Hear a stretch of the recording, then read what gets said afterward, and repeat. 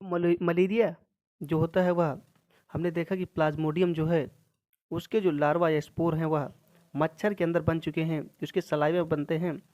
जैसे ही मच्छर जो होता है वह मनुष्य को काटता है या उसका ब्लड सक करता है, तो इसके जो स्पोरोजॉइट्स होते हैं प्लाज्मोडियम के, वह ह्यूमन बॉडी में क्या करते हैं, इंटर कर जाते हैं। जैसे ह्यूमन बॉडी या मनुष्य के अंदर इसके स्पोर इंटर करते हैं, जिसका नाम है स्पोरोजॉइट्स। ये स्पोरोजॉइट्स जो होते हैं रुधिर वाहिकाओं में जाते हैं, यानी ब्लड वेसल्स के अंदर जाते हैं। और ब्लड वेसल्स के अंदर जैसे ही जाते हैं, ये स्पोरोजॉइट जो होते हैं ब्लड वेसल्स के जरिए जो होते हैं वह हार्ट तक पहुंच जाते हैं, यानी कि हृदय तक पहुंच जाते हैं। और हार्ट के माध्यम से ये लीवर तक पहुंचते हैं, और लीवर में प्रोटीन, विटामिन्स और अदर जो स्टोरेज मटेरियल होता है जैसे कि कार्बोहाइड्रेट, उसका क्या करते हैं, यूज करते हैं।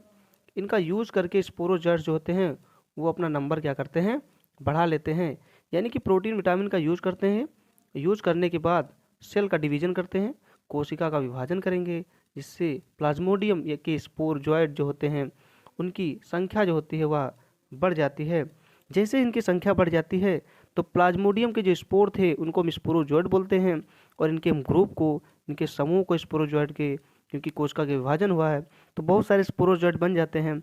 बहुत सारे स्पोरोजॉइट को हम क्या बोलते हैं, मीरोजॉइट बोलते हैं। ये मीरोजॉइट जो होते हैं 1 सप्ताह तक लीवर के अंदर रहते हैं। जैसे 1 सप्ताह कंप्लीट हो जाता है तो ये लीवर के बाहर चले जाते हैं।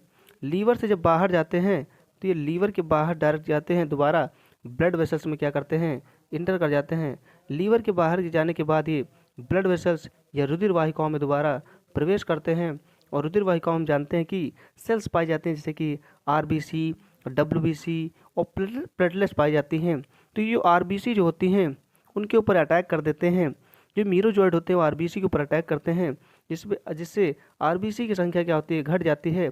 हम जानते हैं कि आरबीसी में महत्वपूर्ण जो कंपोनेंट होते हैं वो आयरन और हीमोग्लोबिन पाया जाता है।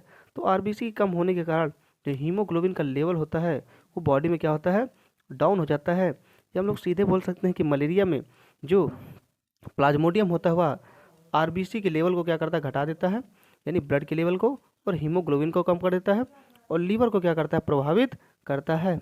तो इस प्रकार जो होती है मलेरिया की लाइफ साइकिल चलती है। तो सबसे पहले लाइफ साइकिल जो होती है वह मच्छर के अंदर चलता है, जिसको हम बोलते हैं लैंगिक जनन, क्योंकि इसमें 2 नर युग्मक होते हैं, मेल और फीमेल। और जबकि मनुष्य के अंदर जो लाइफ साइकिल होती है उसको हम बोलते हैं अलैंगिक जनन, क्योंकि इसमें एक ही जीव जो होता है वह अपना जीवन काल कंप्लीट करता है, जो कि स्पोर होते हैं। तो इस प्रकार मलेरिया का जीवन काल 2 अवस्थाओं में कंप्लीट होता है, लैंगिक और अलैंगिक जनन में।